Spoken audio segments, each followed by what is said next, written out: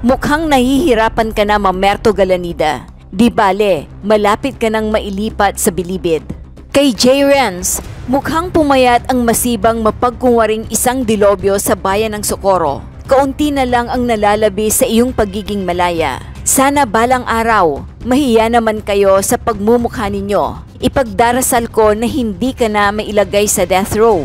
Dadalawin kita sa inyong piitan, promise, ani Dayan Dantes. Inamin ng mga miyembro ng Socorro Bayanihan Services Incorporated o SBSI ang pagbibigay ng donasyon sa grupo mula sa kanilang mga sahod mula sa Pantawid Pamilyang Pilipino Program o 4Ps para punduhan ang SBSI. Natuklasan ito sa validation sa napaulat na pag-surrender ng cash aid at iba pang social welfare benefits tulad ng senior citizens pension sa SBSI, ang grupo sa Surigao del Norte, Island Town of Socorro, kung saan inakusahan ng pang-aabuso at malakulto na aktibidad ang di umano'y cult leader na si Senior Aguila at iba pang namumuno sa nasabing grupo.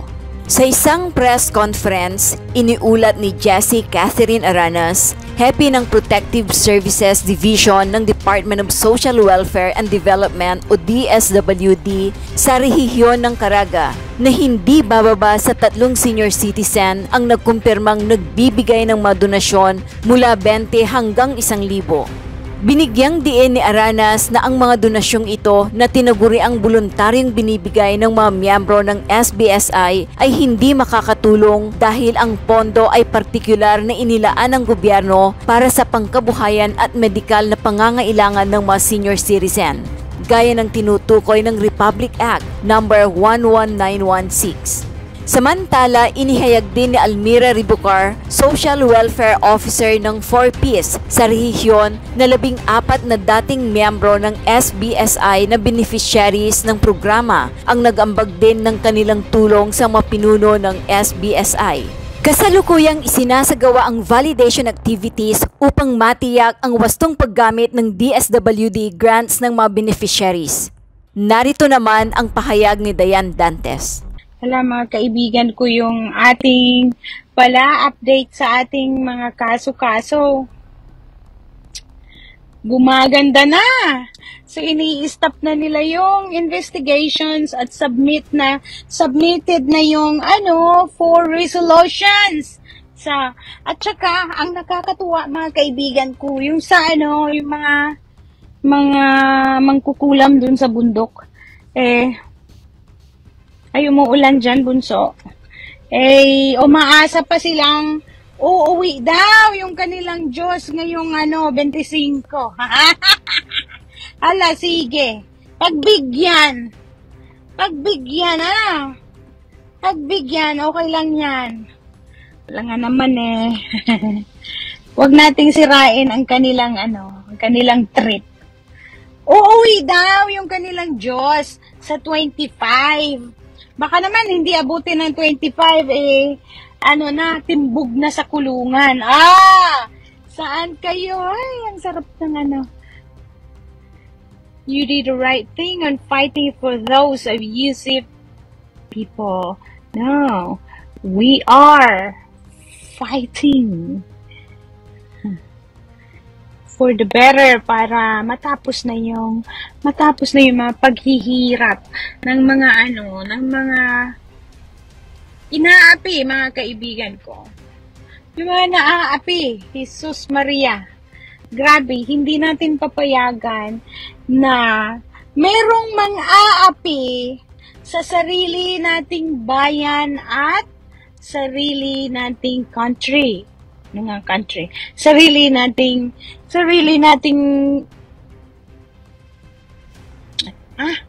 country, oy? Bayan pala, ayan. So, hindi tayo mapapayag na kahit nakita na natin, kitang-kita sa mga mata natin, naririnig sa dalawa nating tenga, na mayroong mga inaapi at tinanggalan ng mga karapatan. Huwag tayong manahimik, mga kaibigan ko. Kasi isa lang yan. Isa ang mag-uumpisa at mag-aano lang yan. Tawag dito, parang mag-aano lang na parang current. So, Parang apoy lang yan. So, huwag kayong matakot na ipaglaban ang mga karapatan sa bawat isa. Hindi ibig sabihin na ikaw ay nangingialam. Hindi ka pakialamera. Dahil nakikita nating mayroong inaalipusta at inaapi, tinatanggalan ng karapatan, why not? Why not makialam, ha? Huwag kayong ganyan. Kasi iisa tayo, magkapatid tayo, magkamag-anak tayo sa isip, salita at sa gawa. Isang Pilipino. So, hindi, wag niyong payagan na gano'n, na aapihin ang kababayan natin, kamag-anak natin, kapitbahay natin. Huwag kayong pumayag. So, huwag kayong tawag dito. Huwag kayong matakot magsalita. Basta, ang mga sasabihin natin ay puro katotohanan. Basta ikaw ay nagsasabi ng totoo, wala tayong dapat katakutan. Matakot kayo. Pag kayo ay mahirap, kailangan mo talaga ng energy. But, kahit tayo ay nanghihina na, huwag tayong magpakita at magpahalata sa kanila na tayo ay apektado. Dahil nga, makikita ninyo yung ginamit nila yung nanay ko, yung mga kapatid ko, ginamit nila para talaga ako ay bumagsak, para ako ay manghina. Pero lalo akong ginaganahan. Mga kaibigan ko. Hanggat, yes, busy ako dito, pero hindi matapos yung isang araw sa akin. Hindi matapos yung isang araw sa akin na wala akong malalaman, wala akong naririnig kung ano na ang galaw sa bundok. So, kahit malayo ako, pero maraming tumutulong sa atin. Maraming tumutulong. Lalo na, ang napakaganda talaga ay ang ating mayor, vice mayor, task force. At saka yung mga kumikilos sila talaga.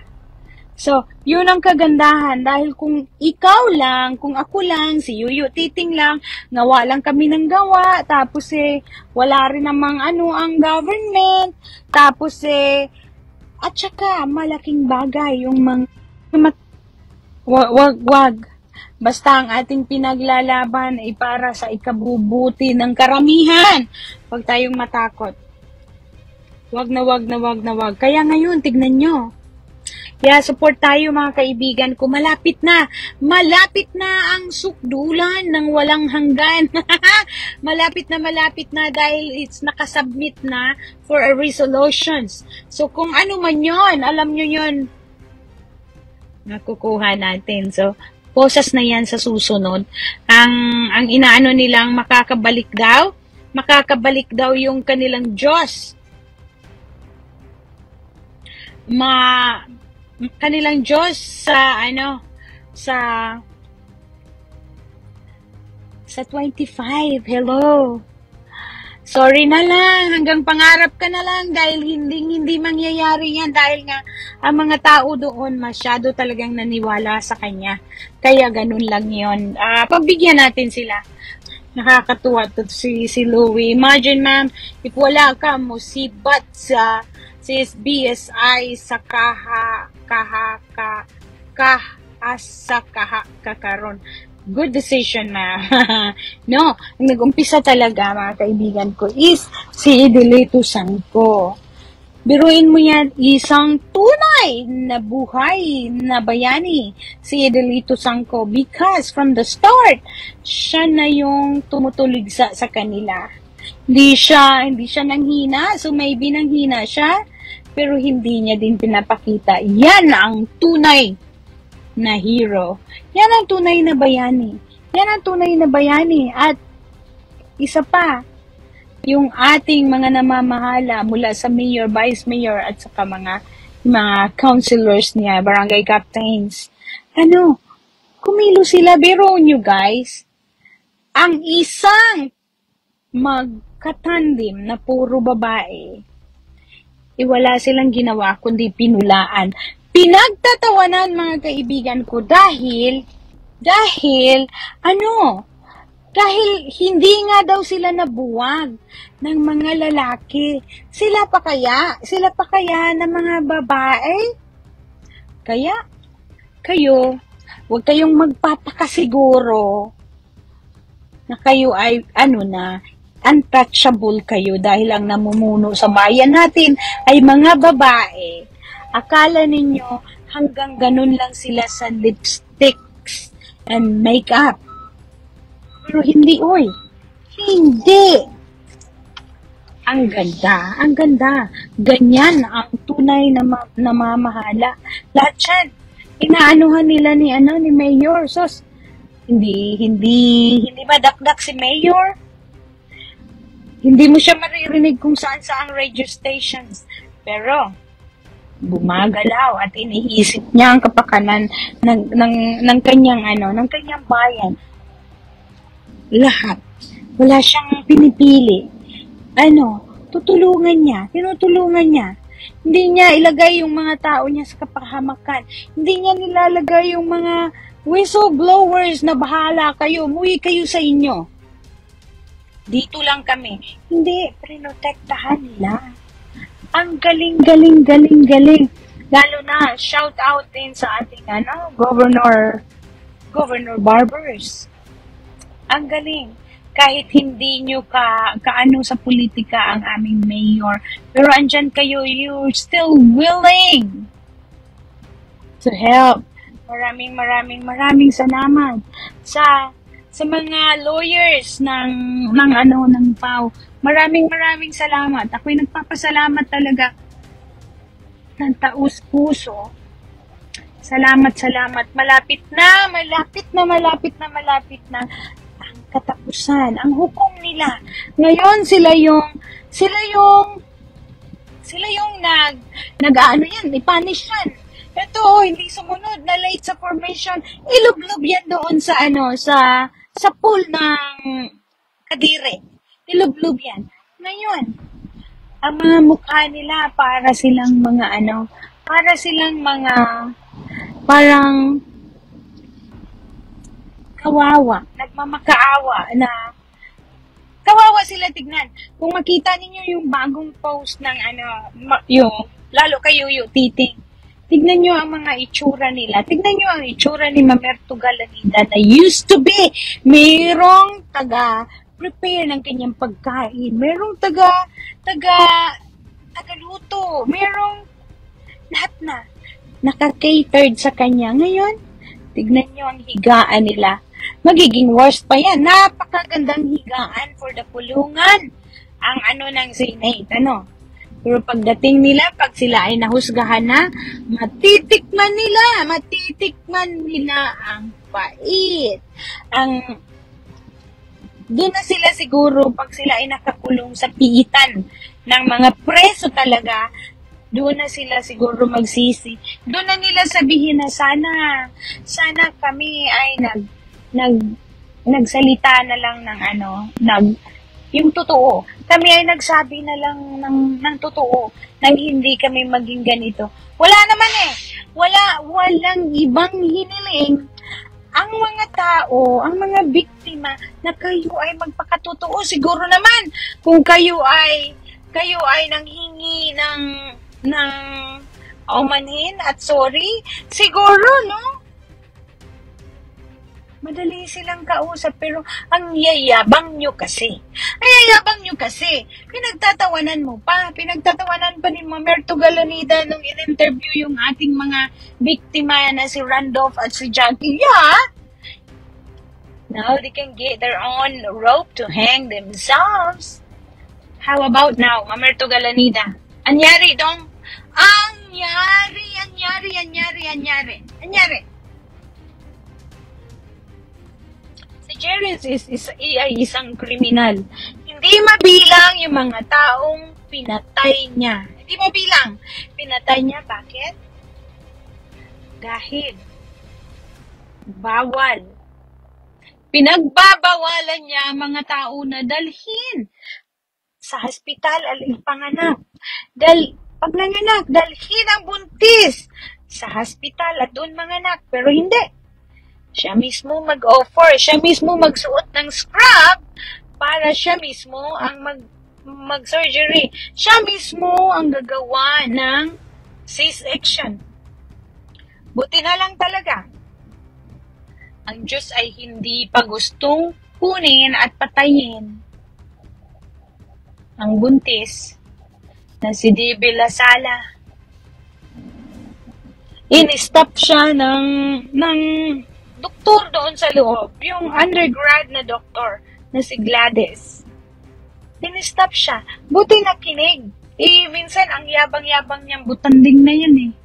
Ang yabang-yabang. Susundin niya, wala siyang pakialam, wala siyang pakikinggan kundi siya. Buti na lang. Pero guys, ang dami niyang pinatay. Mga bata. Mga batang paslit. Hindi pa natikman kung ano ang buhay.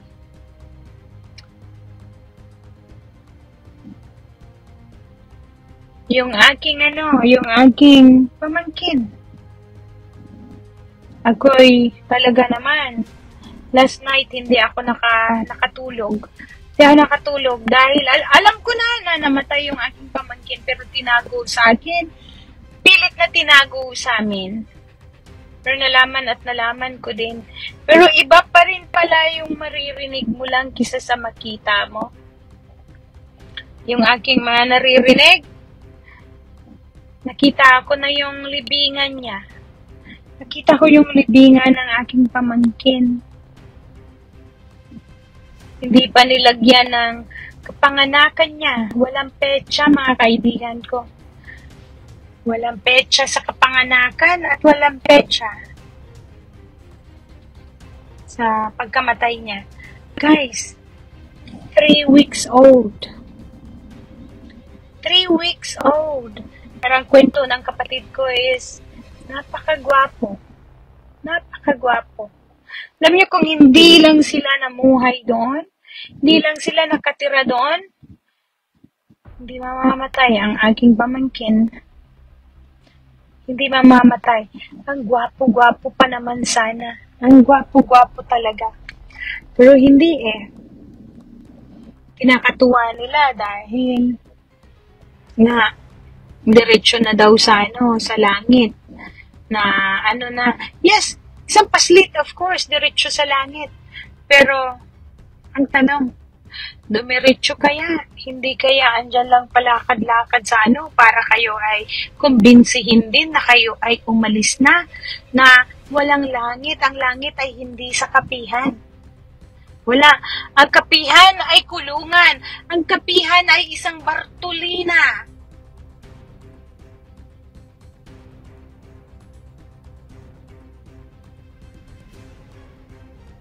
Ginawa kayong mga sinungaling. Ang pagsisinungaling ay isang mortal na kasalanan. Mortal.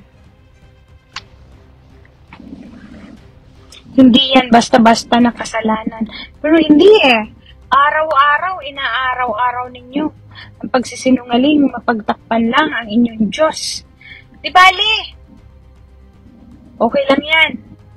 Kasi ang tunay na Diyos, hindi natutulog. Kaya andyan. Ayan na yung 4 na nang-aapi sa inyo. Nang-aapi sa mga biktima. Maraming mga inaapi sila pero hindi nagsasalita. Ang dami. Lahat kayong mga pinagbabawalan na mag-aral, lahat kayong pinagbawalan na maghanap buhay, lahat kayong pinagbawalan na magkaroon ng trabaho. Isang panluloko yan. Isang pang-aapi yan.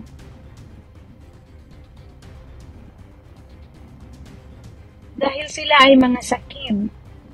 Hindi kayo pa papayagang magtrabaho ng continuous na wala kayo dyan dahil wala na silang, baka ma-brainwash kayo sa labas ng kapihan at hindi na nila kayo makontrol.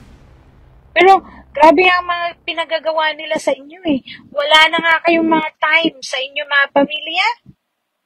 Wala na. Tinanggal kayo sa inyo mga pamilya. Kagagawan ni Jerry Esquilario. Mag-isipan ho natin, mag-isip po tayo.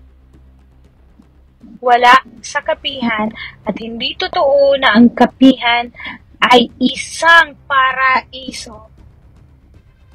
Ang kapihan ay kulungan. Ang kapihan ay isang bartulina sa mga taong mababait, masunurin. Binabartulina kayo.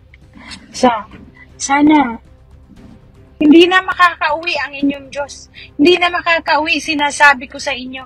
Walang October 25 na darating si Jerry's. Paika-ika, papunta sa kanyang Hindi mangyayari yon. Sinasabi ko sa inyo. Mabuti pa, mag-alsabalutan na kayo, magbalot na kayo dahil kayo, lahat kayo mga nandyan ay mga squatter. Huwag na kayong pabigat sa gobyerno. Umalis na kayo ng kusa. Umalis na kayo. Pwede nyo namang gibayin yung mga bahay ninyo at dalhin nyo kung saan-saan lupalok, no? Pwede nyo itayo ulit. Mahiyahiya kayo. Mahiyahiya kayo. Kasama na ang aking mga kapatid. I know na dinisoon nyo na ako. Pero hindi ko naman kayo maalis eh. Hindi ko kayo maitakwil. Hindi po pwede. Hindi pwede. Magalit na kayo kung sa magalit. Itakwil nyo ulit ako ng ilang beses. Go ahead. Go ahead. Itakwil nyo ako. It's okay. Walang pake. Mag-subscribe at i-click ang notification bell para sa mga susunod na video updates. Maraming salamat po.